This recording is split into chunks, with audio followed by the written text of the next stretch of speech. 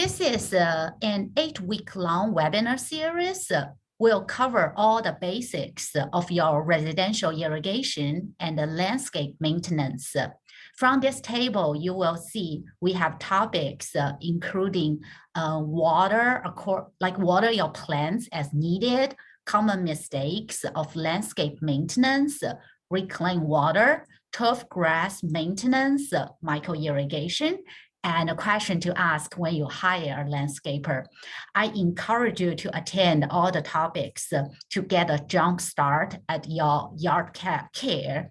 I will post the link in the chat box so you can access the registration link to all the topics. All right. To start this series, we will first look at water, like why is it such a big deal in Florida? And my name is Yiling Zhuang. I'm the Water Resources Regional Specialized Agent in UF-IFAS Extension Central District. I'm located in Mid-Florida Research and Education Center in Apopka. So the beauty of webinar series is that everyone around the world can join us. Our series is focused on Florida, and to be more specific, will be Central Florida. However, the concepts are similar. So before I get started, I like to know where you primarily live. So I find this map is only Florida because I know we have attendees outside Florida. If you are from other areas, you can probably just click on the ocean, like just give a general idea which direction it is, or you can just use the Q&A function and tell us where you primarily live. And to keep this webinar interactive, I will use an app. It's called Pool Everywhere. So I just put a link into the chat box. You can click that link and it will direct you to this map. And when you see this map, you can just find where you live and then click it. Then your response will be recorded. I also enabled the anonymous response. So when you click it, it can now track back to see who respond which. The color is a little bit terrible. If you look at the map, I couldn't adjust the color because the map is already colorful enough. And all those pinks are also green, a little bit hard to see. But if you look closer, you can find out, you can see we have people from Orlando area, Tampa Bay area, and also Gainesville area. So if you don't mind, I would like to know where our attendees.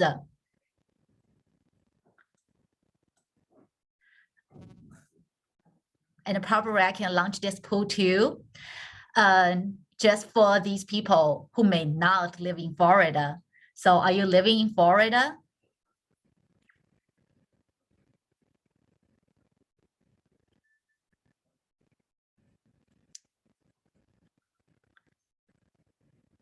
Great. I can see most attendees are from Florida. That's great. So which the concept will be, because I will introduce you the water resources in Florida. All right, thank you for those put a pin on the map, give me an idea where your primary location is. So the next, I also want to know it's because the title of this talk is water, why is it such a big deal in Florida? So when you hear the phrase Florida's water, what other words or phrases come to your mind? So I'm also using the Pool Everywhere just to gather some ideas. It's the same link. So I use the function, it's called a word cloud. If you put the other words of Florida water, so it will show on this big screen.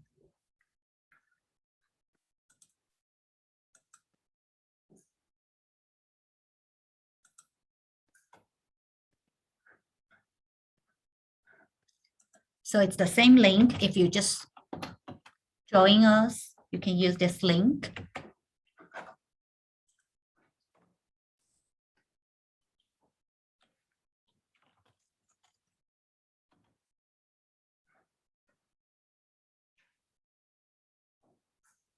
I'm seeing some responses.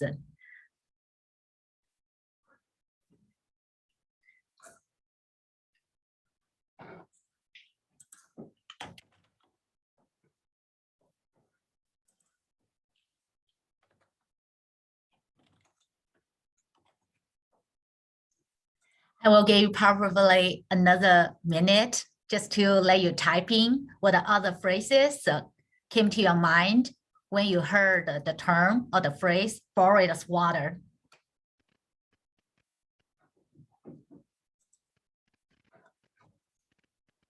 So from this word cloud, I see springs, it's getting bigger and bigger, and also see, oh, it just moved, and I see conservation. Oh, it got moved again. So, but you can see here, springs, that word is still in the center. And other words, it's a conservation, Everglades, shortage, aquifer, sinkhole, gators, threatened, and activated. It's beautiful. Thank you so much for those who took this activity. So before I answer your questions, let's just have a look where we can find forest water. So broadly speaking, we can find water above ground. It's called surface water. We can also find water below ground, and it's called groundwater. We have about a dozen of major rivers. Most of them are pretty short. And when you add them together, about 10,000 miles. Here in Florida, we also have nearly 8,000 lakes, including some very rare types of lake. It's called coastal dune lakes. These lakes are unique geological feature, and they can only find in Madagascar, Australia, New Zealand, and here in the States. And in the States, you can only find it in 2 states. One is in Oregon, another is in Florida. And when you go to Florida, it's not saying everywhere you can find those coastal dune lakes. They are very rare. You can find them, actually, it's in the Panhandle. It's called Whatcom County. Because coastal dune lakes, they are generally found within 2 miles of the coast, and are typically shallow and irregularly shaped. The lake water is composed of both fresh water and seawater. It's obtained from groundwater seepage, also rainwater, and the coastal storm surge. My computer is a little bit slow responding. Other than the surface, the rivers and the lake, we also have vast and diverse freshwater wetlands.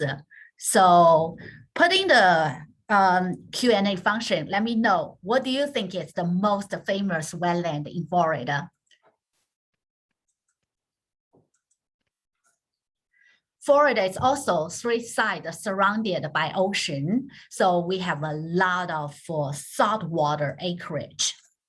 We also have temperate ponds. They're very important for birds and amphibians, and also our own flood protection. And the soil also holds some of Florida's water. We could go on and on, but those are just some major surface water reservoirs. In fact, most of Florida's water is found underground, flowing through Swiss cheese rocks or sandy sediment called aquifers. Most of us never see groundwater in its natural setting, flowing through Swiss cheese rocks or sandy sediment. Most of us see it like that. For Floridians, more than 90% of water we use for drinking, bathing, comes from groundwater. So we rarely see groundwater in its natural setting, but when you turn on your faucet, highly likely what you are seeing is groundwater. Groundwater is generally clear, clean, and inexpensive to make it suitable for drinking water purpose. For our aquifer, for Florida's groundwater, the most productive and the large area coverage is called the Floridian aquifer.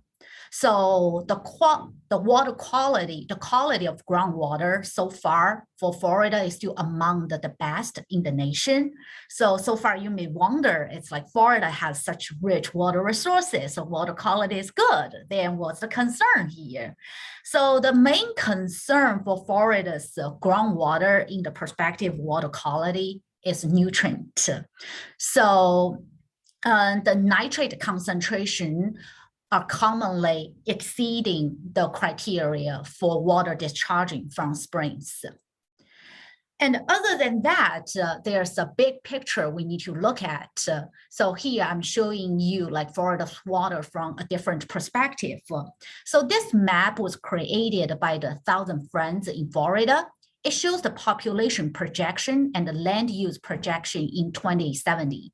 The baseline population in 2010 is 18 million. In 2070, the state population is projected to almost double the baseline population, reaching to 34 million. So for population change, it has consequences for both water quality and water quantity. So in the terms of water quantity, more people generally means more demand for water. So you can see that here, when we look at increase in population between 1950 and 2010, the left rectangles, and the corresponding change in total water withdrawal, which is in the right rectangles, both increase about 5 to 6-fold. With the same study conducted by the 1,000 Friends of Florida, this map shows the projected water demand in gallons per day per acre. The darker the red is, the more water demand per acre is. The water demand pattern mirrors the population change pattern. We can find more dark red areas around the Central Florida and along that I-75 corridor. So what does that mean in terms of the total water demand? Between 2015 and 2035, Floridians will need an estimated 1.2 billion gallons of additional water per day. It is about 18% increase compared to 2015. This figure shows the projected water demand by sector.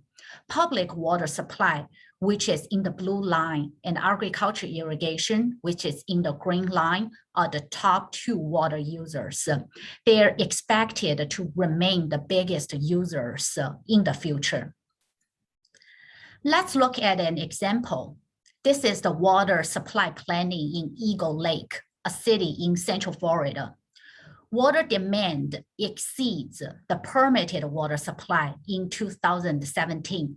This situation is now unique in Florida. It is a pattern that we can see in many places across the state. In Florida, areas that do not have sufficient water supplies for the next 20 years are considered as water resource caution areas. From this map, you can see most areas in Florida are facing critical water supply issues. Central Florida Water Initiative is one of them. Water supply planning can get more complicated when it is regional. So look at the map of Central Florida Water Initiative. It covers 50 local and county governments and 5 counties, including Orange, Osceola, Seminole, Polk, and Lake County. It covers about 5,300 square miles. In the 2020 Central Florida Water Initiative Regional Water Supply Plan, it indicates that traditional resources alone cannot meet future water demands or currently permitted allocations without resulting in unacceptable impacts to water sources and related natural systems. This diagram perfectly illustrates the current situation. Floridan aquifer is the primary freshwater source in Central Florida. The groundwater availability assessment indicates the further development of fresh groundwater withdrawals beyond 760 million gallons per day, as indicated by the yellow dashed line, triples the minimum flows and levels within the region. Above 760 million gallons of water per day, two outstanding Florida springs minimum flows and levels will not be met, and additional wetland acreage is predicted to be stressed. This table shows the projected increase in demand for the Central Florida Water Initiative planning area. It is a busy table, but what I want to bring your attention to is the public water supply sector. So public water supply remains the largest use category. The water demand will increase by 53%. Overall water demands are projected to increase by 36% to 908 million gallons per day. The population is expected to increase from 2.9 million to 4.4 million by year 2040. And although water use typically is the largest component of residential use, especially these homes with in-ground irrigation systems.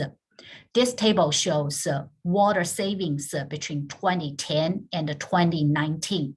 Although residential irrigation measures may yield the largest water saving for public water supply sector, such as some measures include irrigation enforcement, water loss reduction, behavior change resulting from advanced metering system, a landscape efficiency ordinance adoption, water conservation rate structures, advanced irrigation technologies, and education outreach. So what I want to show you here is a recent study showed an estimated 75% of the US residential water is used outdoors, with half of it going to landscape irrigation, roughly 9 billion gallons per day. And this diagram shows how often people usually water their lawns. So from this diagram, you see most people water it. Here, just it's color coded. If you see it's blue, means they water that every day. If it's red, then it's 3 to 4 times per week. Purple means 1 to 2 times per week. And green means less often than once per week. So for summertime, we still have a big chunk of people basically water their lawn more than once a week. 24% of them water that every day. And for Florida summertime, we know it's the raining season. We basically have rain every single day in the afternoon. So the rainwater is already watering the yard. Turn on the irrigation system is a little unnecessary. So when we look back at this groundwater availability diagram, conservation alone cannot meet the future water demand. Alternative water supply options are also needed. In the next few slides, I will briefly talk about different alternative water supply options. So first, what is an alternative water supply? So basically, anything besides the traditional water sources is considered as an alternative water source. In Florida, our traditional source is fresh water, and it's usually groundwater. So anything besides groundwater is considered alternative water supplies. Generally, water conservation is more cost-effective than alternative water supplies. So I want to emphasize that, especially after the table shows how much water we use on residential irrigation. So there's a lot we can do to save water on our landscape and the yard before we move on to investigate more alternative water supply options. So reclaimed water is the wastewater that has been treated, at least the secondary treatment, and then reused. It is usually delivered in purple lines in Florida. You cannot drink it, but you can use it for irrigation, groundwater recharge, and industrial processes. Up to 50% of water supply to homes is used for landscape and irrigation. Reuse of reclaimed water can reduce the demand for water from traditional sources. And reclaim, we can see more and more purple pipes in some neighborhood. So it's becoming a popular, a very common alternative for water supply source. And the next one is a rehydration. It is that we apply stormwater or reclaimed water to upland area or wetlands so that it can filter down to the aquifer. Surface water such as creeks, rivers, and lakes can also be considered as an alternative water supply. In some areas, surface water is classified as a traditional water supply instead of an alternative water supply. Surface water is limited by seasonal rainfall. So as I mentioned earlier, now we are in the raining season. So about 60% of Florida's total rainfall occurs from June to September. So during dry seasons, excessive surface water withdrawal can stress the natural systems. Reservoirs are one way to store rainy days waters. During periods of increased rainfall, excess water can be skimmed from surface waters and stored in reservoirs for use during dry seasons. And the last one is desalination. There are about 150 desal plants in Florida. As you can see from the map, most of them are located in the coast. One benefit of desalination is that it does not depend on rainfall. But the one downside is that the process is very energy intensive. The desal process also generates high salinity fluid byproduct, which must be disposed of somewhere else. That is why most desalination facilities are either at or near existing power plants or large municipal wastewater treatment plants, which can minimize the environmental impacts through the use of existing intake and outflow structure and the blending of desalination brine and the power plant's heated effluents. So now let's go back to the population change. As I mentioned earlier, population change means water change. More people means we need more water. Meanwhile, population change also means major landscape change. In the last 15 years or so of the 20th century, Florida lost natural and agricultural lands as a quiet clip. Most of those lands were converted to urban and other developed uses. And the landscape change in turn means waterscape change. So what kind of water changes do you think might accompany this kind of landscape change? So let me know, put in the chat box, let me know what you think.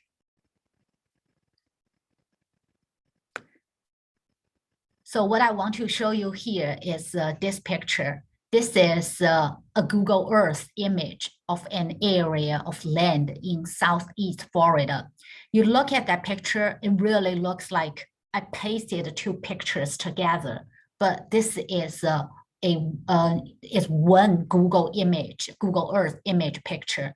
So you will notice just a quite contrast in the appearance of the western half and the eastern half. So how do you think that water flow and the water quality might be different in these two adjacent areas? So while you are thinking about that, I want to show you that's the one major impact. These two adjacent neighborhoods will have very different water stories. One important difference for both water flow and water quality is what happens when we pave over the earth. When rain falls on a natural landscape, which is illustrated on the left side, where did that water go? So from the diagram, you can see about half of the water infiltrates the ground, nearly half evaporates, and only a small fraction, so about 10% of water, runs off the land into the adjacent waterways. Now consider what happens when rain falls on an urban landscape, which is illustrated on the right picture. Now, only 15% of that water can infiltrate into the ground, and about 30% of water evaporates, and 55% runs across our roofs, parking lots, and streets into the nearby waterways. So what do you think might be the consequence of these for water quantity and water quality issues?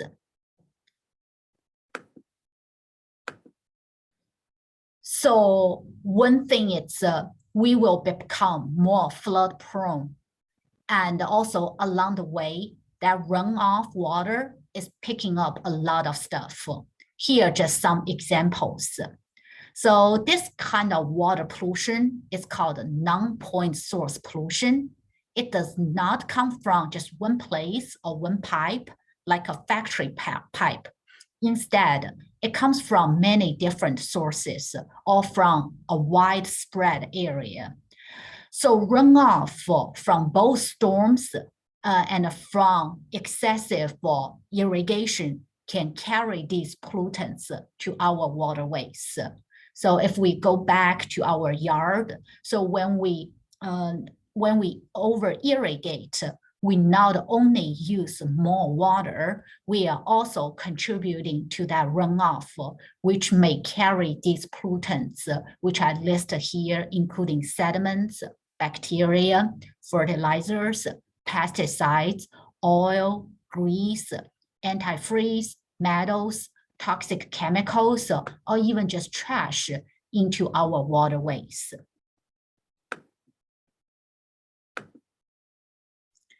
And in Florida, when a water body, the water quality of a water body is too poor, so we consider it as impaired, which means it cannot meet specific water quality standards according to its intended use. So here is a map of water not meeting water quality standards for their designated uses, covering almost 2,600 water bodies, all their segments. Since different segments of the same water body may fail to meet more than one water quality standard, in total, there are almost 4,600 entrants in the database of waters not meeting water quality standards, with each entrant being a combination of a pollutant and a water body segment. Most common parameters for these standards are not met include mercury, pathogens, low dissolved oxygen in water, and high nutrient concentration.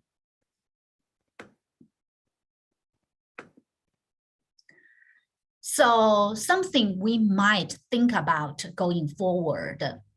What are the plans for our future water supply? do we live in a water resource caution area? And do we live in one water community? And here, by one water, I mean it's do we consider water quantity and water quality as a whole? And also, do we consider the interaction of other factors with our water system? For example, energy. We need energy to transport our water. We need energy to treat water. And meanwhile, to generate energy, we also need water to process. So there is an interaction between the water system and the energy system. In addition is our food system, which requires both water and energy. So there's a complicated interaction between water, energy, and food. Even among water itself, like I mentioned, it has water quantity and water quality. So when we are considering integrated water management, integrated water resources management, we are considering a one water strategy. Then do you think you are living in a one water community? And other to think about is, do we live what can we do to help ensure a reliable and resistant future water supply for people and also for the ecosystem?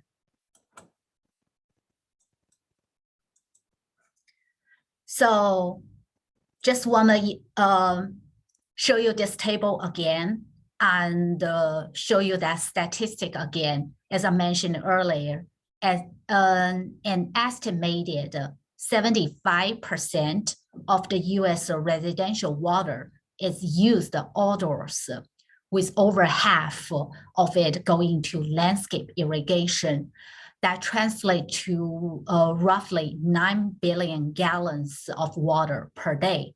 So we can all take actions to save water on our yard and also to reduce runoff. That's also why we designed this webinar series to cover all the basics of residential irrigation. So we encourage you to register the series. The link to registration is already in the chat box. And if you have any questions, access the link. You can always reach out to me through my email, and I just put it in the chat box. And with that, I'm ready to take your questions and comments. So I see I already have a lot Q&A feed. So some it's relate back to the question, where do you primarily live? So we also have people from Manatee County, from Marion County. And for the wetland, I know I didn't really go over that when I was talking about that, but I can see a lot of responses here. It's Everglades. So yes, Everglades is the most famous wetland in Florida.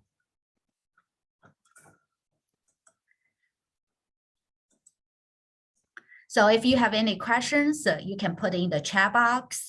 So while some of you are typing the questions, I just want to do a quick poll here.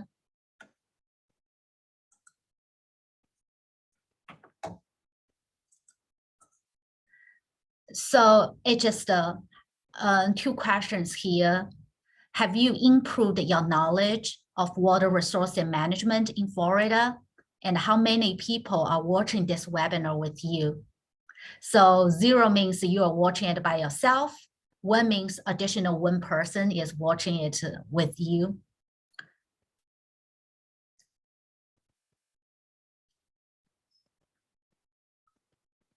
And from the last slide, you can see my contact info.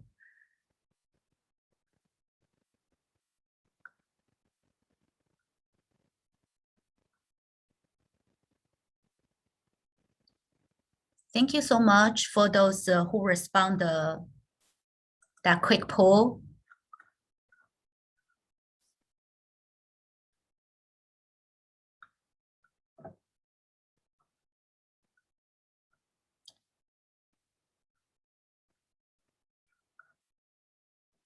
I'm checking my question here. Okay, I have one question here. I don't know. So the question here is, do the politicians realize the issues involved with water when they approve large PUDs, stands for private urban developments? So I don't know. I know some public officials were aware of the water issues in the states. It's just the degree of their knowledge. And that's also, I know it just depends. Some like local and the county public officials, they have a good understanding of the water issues in the area. And some might be not that familiar, but they all understand water is, I shouldn't say they all, most of them understand water is a critical issue in Florida. So that's also here, it's it's a little bit of promotion of our UFIFS program. So we have a program, it's called Water School. It's just designed for public officials because it just water is so important. It needs to, public officials need to be informed with current and future water issues to make better decisions. So we designed water schools at the local level and only targeted public officials, decision makers, policy makers to inform them with the local water challenges.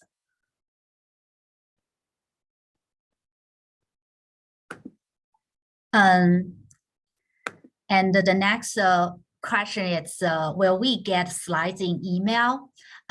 Yes, thank you. I'm glad you asked that. Yes, everyone, after this webinar, you will receive an email from me, including the handout. It's today's presentation and the link to the recordings. So feel free to share with other people just to watch together to learn a little bit more about our water. And after we finish the whole webinar series, which will be in mid-October, mid-August, I will send out an evaluation survey to all the attendees. Just want to know what you have learned from this series and how we can improve this series.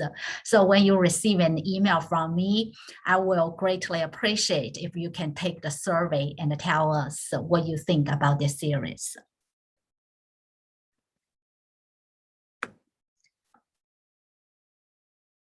So here it's just a comment here. I will make it live. I will just read that comment. There's many public officials, also developers, so they are interested in their own agendas.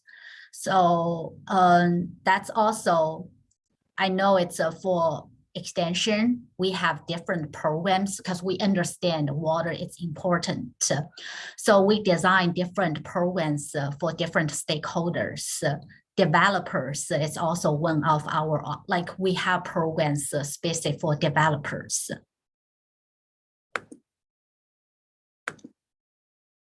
And some comments here. Thank you for your kind words, fantastic presentations.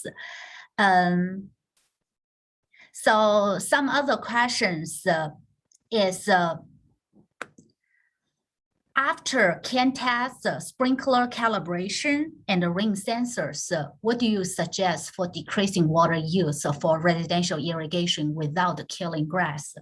I'm so glad that you asked that question. So if I can show you the previous slide, that will be these, like all the tips, all the practical and actionable practices we will share with you in the next 7 weeks.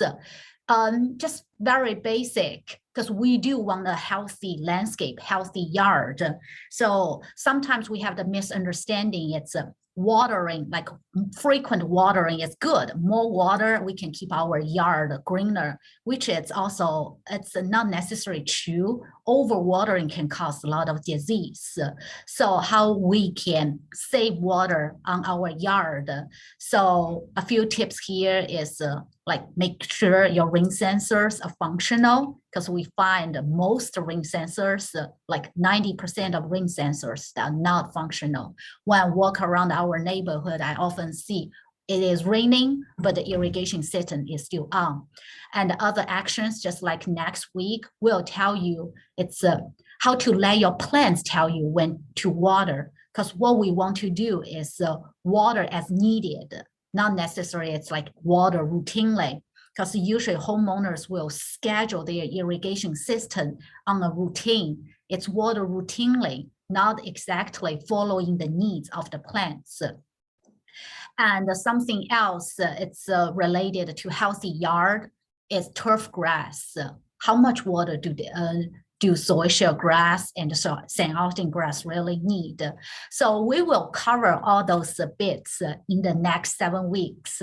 So if you haven't registered our webinar series, so click the link in the chat box and sign up for these talks, and you will get all the easy and actionable practices you can take.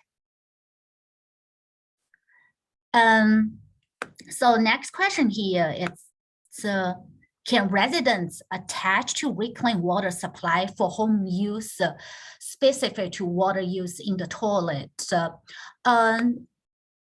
The short answer is no. Florida building code so far doesn't allow the reclaimed water used inside the house. I know there's some new regulation going on, but hasn't passed yet. So from the building code perspective, it's even reclaimed water is disinfected, but still from the public health perspective, it's high nutrient and high salinity. So they don't want the people to have access, direct access, or accidentally drink it. So far, reclaimed water is only allowed to use outdoor.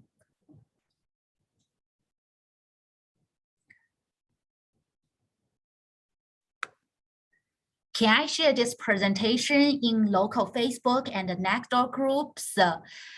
Yeah, feel free to share this recording and to your friends and families, or share as widely as you can. We always want more people to learn the importance of protecting Florida's water. And thank you so much for sharing our sharing this presentation. All right, I think I already addressed all the questions, but if later you have more questions, you have my email here. Please do not hesitate to reach out if you have any questions. So with that, I thank for your time, and I look forward to seeing you next Thursday. Bye.